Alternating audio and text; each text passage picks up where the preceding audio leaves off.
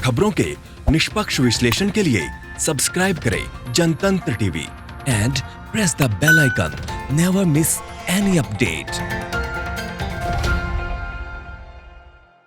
नमस्कार, आप देख रहे हैं जनतंत्र टीवी। मैं हूं आपके साथ रोमिता तिवारी। शुरुआत बुलेटिन की इस वक्त एक बड़ी खबर के साथ, जहां पर राजस्थान की सियासी लड़ाई अब सुप्रीम कोर्ट पहुंच गई है। सुप्रीम कोर्ट में राजस्थान स्पीकर की याचिका पर इस वक्त सुनवाई चल रही है।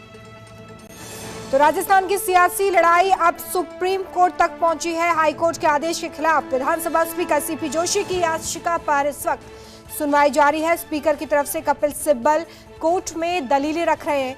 उन्होंने कहा कि हाईकोर्ट स्पीकर को आदेश नहीं दे सकता है कि विधायकों को भेजे गए कारण बताओ नोटिस का जवाब देने का समय बढ़ा दिया जाए। आपको बता दें कि इन विधायकों को जारी अयोग्यता नोटिस मामले में हाईकोर्ट ने लगातार दूसरे दिन सुनवाई की थी मंगलवार को, और बहस पूरी होने के बाद 24 जुलाई तक फैसला सुरक्षित रख लिया था। तब तक स्पीकर इन विधायकों के खिलाफ कार्रवाई नहीं करने के आदेश भी हाईकोर्ट की तरफ से दिए गए थे, और इसी बात को लेकर ये चुनौती अब सुप्रीम कोर्ट में दी गई है, और इस वक्त इस याचिका पर सुप्रीम कोर्ट में सुनवाई हो रही है।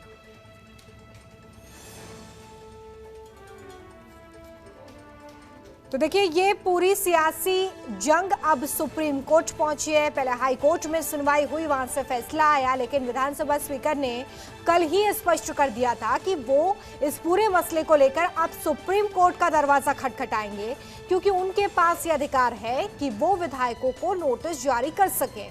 और आज सुप्रीम कोर्ट में ये सुनवाई चल रही है। कपिल सिब्बल इस वक्त दलीलें पेश कर रहे हैं कोर्ट में। कपिल सिब्बल ने कहा कि विधानसभा स्पीकर के फैसले से पहले कोर्ट के दखल का सवाल ही नहीं है। तो राजस्थान की सियासी टकरार सुप्रीम कोर्ट पहुंची है। राजस्थान विधानसभा के अध्यक्ष सीपी जोशी की याचिका पर आज सुप्रीम कोर्ट में सुनवाई जारी है। सीपी जोशी ने सचिन पायलट और कांग्रेस के 18 अन्य बागी विधायकों के खिलाफ अयोग्यता की कार्यवाही 24 जुलाई तक टालने के लिए हाईकोर्ट के निर्देश के खिलाफ ये याचिका दायर की है, और इसी याचिका पर सुप्रीम कोर्ट के अंदर इस वक्त दलीलें रखी जा रही हैं।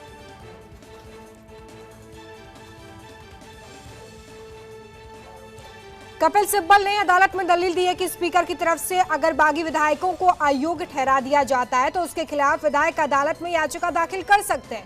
लेकिन फिलहाल स्पीकर ने सिर्फ विधायकों से ये जवाब मांगा था कि पार्टी व्हिप जारी करने के बाद भी विधायक क्यों नहीं पहुंचे। इसके खिलाफ विधायकों को अदालत में याचिका दाखिल करने की जरूरत नहीं थी। तो देखिए, लगातार ये सियासी संग्राम राजस्थान में जारी है, जो कि अब कोर्ट तक पहुंच गया है। पहले आरोप प्रत्यारोप, और उसके बाद अब ये सियासी जंग कोर्ट में लड़ी जा रही है। लगातार कपिल सिब्बल की तरफ से तमाम दलीलें पेश की जा रही हैं। ये बताने की कोशिश हो रही है कि विधानसभा अध्यक्ष के पास ये अधिकार है कि वो विधायकों को कारण बताओ नोटिस जारी कर सकें, क्योंकि अभी सिर्फ नोटिस जारी किया गया था, कोई कार्रवाई नहीं की गई थी। तो फिर किस आधार पर विधायकों ने कोर्ट तक इस मसले को पहुंचाया और याचिका दायर की।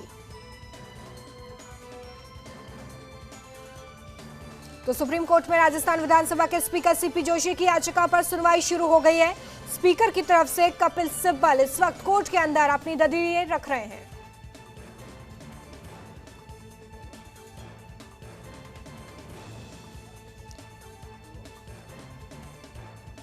कपिल सिब्बल ने अदालत में दलीलें रखते हुए उन तमाम बातों का जिक्र किया है जो इस याचिका से संबंधित है और पिछले घटनाक्रम से जुड़ी हुई हैं। उन्होंने कहा कि हाईकोर्ट स्पीकर को निर्देश नहीं दे सकता।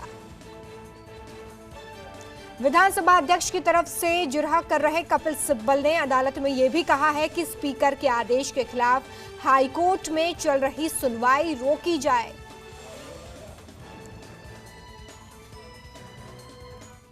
और राजस्थान से इस वक्त एक और बड़ी खबर, जयपुर हाईकोर्ट ने शेखावत के खिलाफ जांच के आदेश दे दिए हैं। केंद्रीय मंत्री गजेंद्र शेखावत के खिलाफ अब जांच होगी। यहां पर अब देखिए, इस वक्त एक और नया मोड़ आ गया इस पूरी राजनीति में। लगातार जो सियासी दंगल इस वक्त राजस्थान में देखा जा रहा है, उसके बाद अब केंद्रीय मंत्री गजेंद्र सिंह शेखावत की मुश्किलें बढ़ती हुई नजर आ रही हैं। जयपुर की एक अदालत में केंद्रीय मंत्री गजेंद्र सिंह शेखावत के खिलाफ जांच के आदेश दिए गए हैं। इससे पहले एक टेप जो कि कांग्रेस की तरफ से जारी किया गया था, ये कथित टेप जिसमें यह कहा गया कि खरीद फरोख्त हुई है, सरकार गिराने की कोशिश हुई है, उस मसले में भी केंद्रीय मंत्री गजेंद्र शेखावत को लेकर एफआईआर दर्ज करने की मांग कांग्रेस की तरफ से की गई थी। साथ ही साथ इसमें 2 नाम और निकलकर सामने आए थे, जिसमें भंवरलाल शर्मा और बीजेपी नेता संजय जैन का नाम शामिल था। उस टेप कांड को लेकर भी केंद्रीय मंत्री गजेंद्र शेखावत से पूछताछ हुई थी। उन्होंने इसे फेक बातचीत बताया था। उन्होंने कहा कि उस टेप कांड से मेरा कोई लेना देना नहीं है। लेकिन एक बार फिर से देखिए, अब जांच के आदेश दिए गए। राजस्थान से इस वक्त ये बड़ी खबर हम आप तक पहुंचा रहे हैं। एक तरफ सुप्रीम कोर्ट में इस वक्त सुनवाई चल रही है।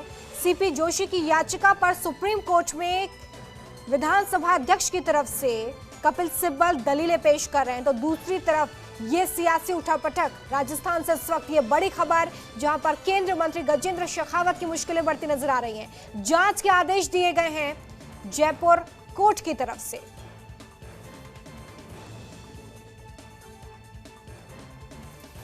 तो लगातार हर अपडेट जनतंत्र टीवी आप तक पहुंचा रहा है। एक तरफ सुनवाई सुप्रीम कोर्ट में, और इसी वक्त एक और बड़ा डेवलपमेंट यह है कि जयपुर कोर्ट ने शेखावत के खिलाफ जांच के आदेश दे दिए हैं।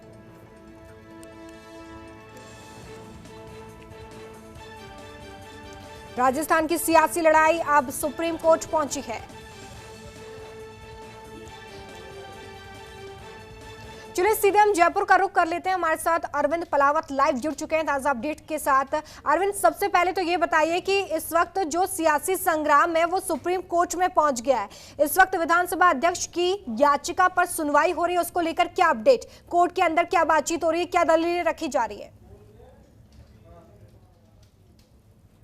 बिल्कुल, देखिए सुप्रीम कोर्ट में जो पूरा मामला है अब चला गया है, और सचिन पायलट खेमे ने भी यहाँ पर एक प्रार्थना पत्र सुप्रीम कोर्ट में दाखिल किया, और उन्होंने कहा कि हमें भी इसमें पक्षकार बनाया जाए। साथ ही केंद्र सरकार जो है उन्होंने भी यहाँ पर कहा है कि हमें भी पक्षकार बनाया जाए, क्योंकि देखिए जो कॉन्स्टिट्यूशनल अमेंडमेंट है उसमें जो सेंट्रल गवर्नमेंट है वो वहां पर पक्षकार होना जरूरी है। और ऐसी स्थिति जो राजस्थान हाईकोर्ट में भी जो सचिन पायलट खेमा है उन्होंने ये डिमांड की है कि केंद्र सरकार को भी इस मामले में पक्षकार बनाया जाए। जिस याचिका पर जो फैसला कल आना था उससे पहले एक जो प्रार्थना पत्र है वो लगाया गया है। हालांकि क्या कुछ कोर्ट डिसाइड करता है हाईकोर्ट, वो अब देखने वाली बात होगी।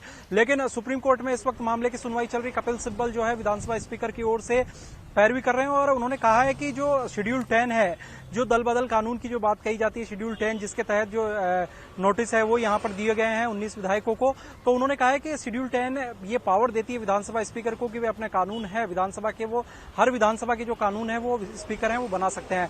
तो ऐसी स्थिति में लगातार ये दलीलें दी जा रही है कि जिस तरह से राजस्थान हाईकोर्ट ने जो डायरेक्शन वर्ड का यूज किया है वो डायरेक्शन वर्ड का यूज नहीं किया जा सकता है, क्योंकि विधानसभा हो चाहे हाईकोर्ट हो चाहे जितने भी कॉन्स्टिट्यूशनल बॉडीज हों, उनके जो संवैधानिक पद हैं उनके अलग अलग जो वर्क हैं वो वेल डिफाइन है, और उस वेल डिफाइन जो वर्क हैं उसी के तहत वो वहां पर काम कर रहे हैं। और उन्होंने ये कहा कि राजस्थान हाईकोर्ट के जो स्पीकर हैं उन्होंने एक शोकॉज नोटिस जो है वो 19 विधायकों को दिया, और इसका कहीं पर भी ये आशय नहीं है कि उनकी जो अयोग्यता है वो यहाँ पर उनको अयोग्य करार करने का काम यहाँ पर किया जा रहा है। एक सिंपली एक शोकॉज नोटिस था, ये कारण बताओ एक नोटिस था कि आखिर वे लोग क्यों विधानसभा की जो अनुशासनहीनता है, क्योंकि जो मुख्य सचेतक है राजस्थान विधानसभा के महेश जोशी, उन्होंने इस संबंध में एक शिकायत दी थी और उस शिकायत पर अनुशासनहीनता का आरोप लगाया गया था, और ऐसी स्थिति में विधानसभा की ओर से ये ऑर्डर है ये जारी कर दिया गया। और साथ ही बताया जा रहा है कि जो अरुण मिश्रा जो जस्टिस है उन्होंने ये पूछा है कि क्या ब्रीफ की जो कार्रवाई है वो सदन के बाहर हो सकती है, ये भी उन्होंने जो वकील हैं उनसे वहां पर